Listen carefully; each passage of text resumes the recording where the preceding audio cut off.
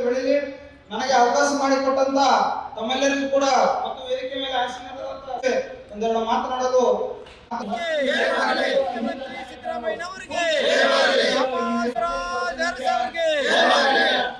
ಸಿದ್ದಣ್ಣ ದೇಜಿ ಅವರಿಗೆ, ಪ್ರಭುಲಿಂಗ ದಡಿನಿ ಅವರಿಗೆ, ಪ್ರಭುಲಿಂಗ ದಡಿನಿ ಅವರಿಗೆ.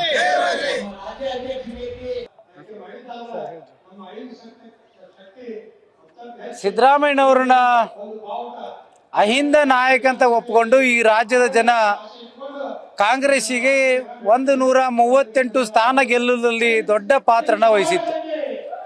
ಆದರೆ ಅಹಿಂದ ನಾಯಕನನ್ನ ಕಾಂಗ್ರೆಸ್ನಲ್ಲಿ ಮುಗಿಸುವಂತ ಒಂದು ಎಲ್ಲ ಪ್ರಯತ್ನ ಕೂಡ ನಡೀತಾ ಇದೆ.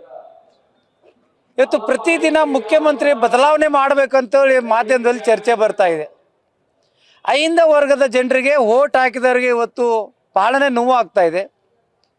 ಬಿಜೆಪಿ ಕೋಮುವಾದಿ ಪಕ್ಷ ಅವರೇ ಆಗಿರೋಂಥ ನಿಲುವಿದೆ, ತಪ್ಪೇನಿಲ್ಲ. ಕಾಂಗ್ರೆಸ್ಸು ಅಹಿಂದ ವರ್ಗದ ಜೊತೆ ಇರಬೇಕಾಯಿತು, ಅಹಿಂದ ವಿಚಾರಗಳ ಅನುಗುಣವಾಗಿರಬೇಕಾಯಿತು.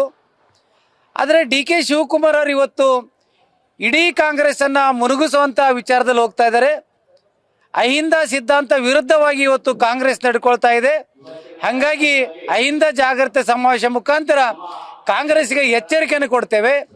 ನೀವು ಇದೇ ರೀತಿ ಮುಖ್ಯಮಂತ್ರಿಗೆ ಅವಮಾನ ಮಾಡಕತ್ರೆ, ಅಹಿಂದ ನಾಯಕನ ಅವಮಾನ ಮಾಡಕತ್ರೆ, ಬರೋ ದಿನಗಳಲ್ಲಿ ಕಾಂಗ್ರೆಸ್ಗೆ ಅಹಿಂದ ವರ್ಗ ತಕ್ಕವಾದಂಥ ಪಾಠ ಕಲಿಸೋದು ಅನಿವಾರ್ಯವಾಗ್ತದೆ ಅಂತೇಳಿ ಈ ಅಹಿಂದ ಜಾಗೃತಿ ಮುಖಾಂತರ ತಮ್ಮ ಮಾಧ್ಯಮ ಮುಖಾಂತರ ತಿಳಿಸ್ಲಿಕ್ಕೆ ಇಚ್ಛೆ ಪಡ್ತೀವಿ.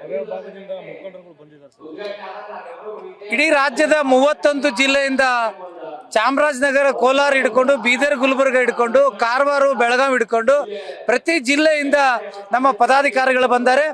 ಆದರೆ ನಿನ್ನೆ ದಿನ ಡಿ.ಕೆ. ಶಿವಕುಮಾರ್ 4-5 ಅವರ ಪಂಗಡಿಗರು ಸೇರಿ ನಮಗೆ ಏನು ಕಾಂಗ್ರೆಸ್ MLAಗಳು ವೆಹಿಕಲನ್ನು ಕೊಟ್ಟಿದ್ರು, ಆ ವೆಹಿಕಲನ್ನು ಕೊಡಬಾರ್ದು, ಮತ್ತು ಅಹಿಂದ ಸಮಾವೇಶಕ್ಕೆ ಹೋದರೆ ಜಿಲ್ಲಾ ಪಂಚಾಯತಿ, ತಾಲೂಕ್ ಪಂಚಾಯತಿ, ಮಹಾನಗರ ಪಾಲಿಕೆ ಚುನಾವಣೆಯಲ್ಲಿ ಅಂಥ ಅಭ್ಯರ್ಥಿಗಳಿಗೆ ಟಿಕೆಟನ್ನು ಕೊಡಬಾರ್ದು ಅನ್ನುವಂಥ ಒಂದು ಸೂಚನೆ ಕೊಟ್ಟಿದ್ದಕ್ಕೆ ಇವತ್ತು ಸಾಕಷ್ಟು ಅಹಿಂದ ವರ್ಗದಲ್ಲಿ ಗೊಂದಲ ಮೂಡಿ ಜನ ಅವ್ರದೇ ಆಗಿರೋ ವಿಚಾರಗಳನ್ನು ವ್ಯಕ್ತಪಡಿಸ್ತಾ ಇದ್ದಾರೆ.